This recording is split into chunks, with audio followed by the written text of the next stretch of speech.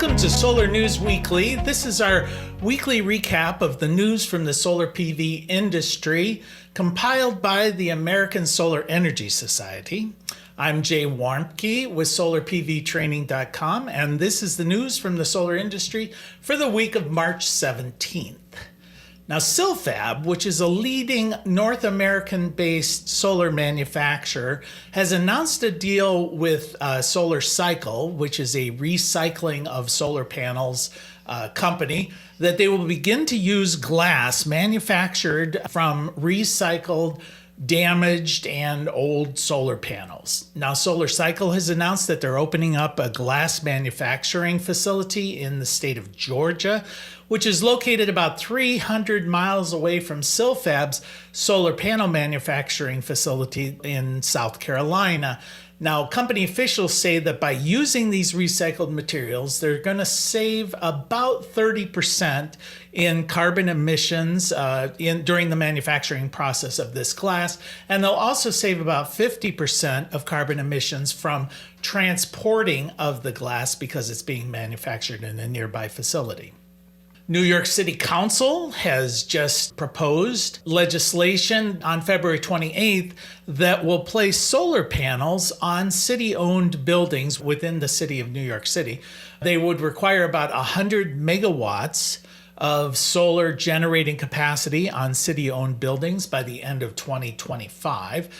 This aligns with the city's Green Economy Action Plan that was announced last month, which is designed to bolster the renewable energy in city-owned properties and reduce the carbon footprint of these facilities within the city.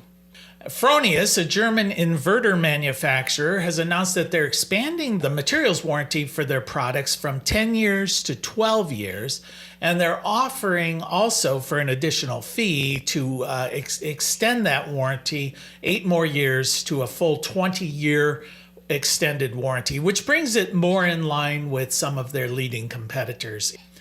And the first U.S. offshore wind farm has become operational just this week.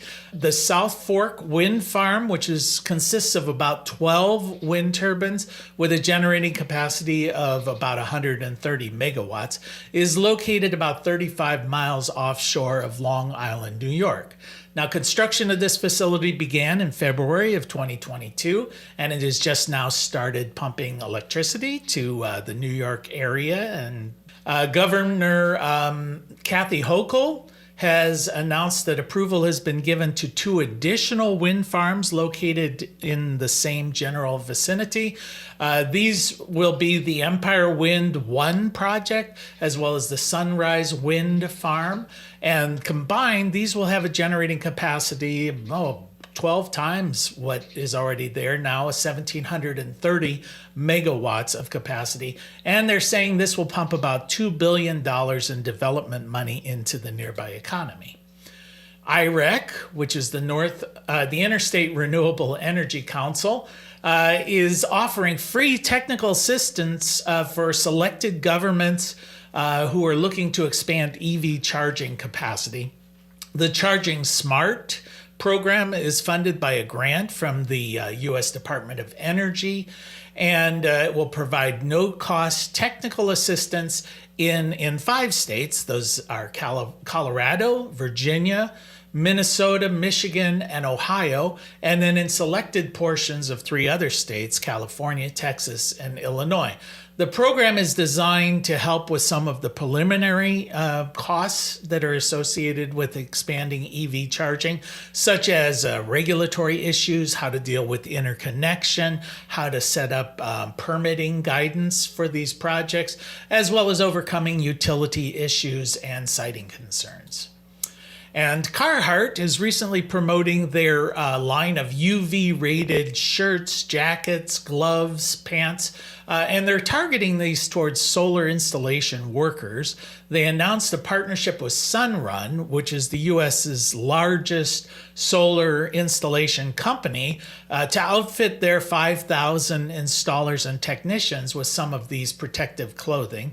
UPF, or ultraviolet protection factor clothing, works a bit like sunscreen does on bare skin, trying to block some of the ultraviolet light. You might not think that's necessary, but a typical cotton t-shirt has a UPF rating of around 5, which means about 20% of all of the ultraviolet rays actually go through the clothing to the skin. Well, these high protection clothing claim a UPF rating of 50 or better, and this means that it will actually block 98% or more of the harmful UV rays from penetrating the skin, penetrating the clothing before they reach the skin. And that is the news from the solar industry for this week. We'll see you next week.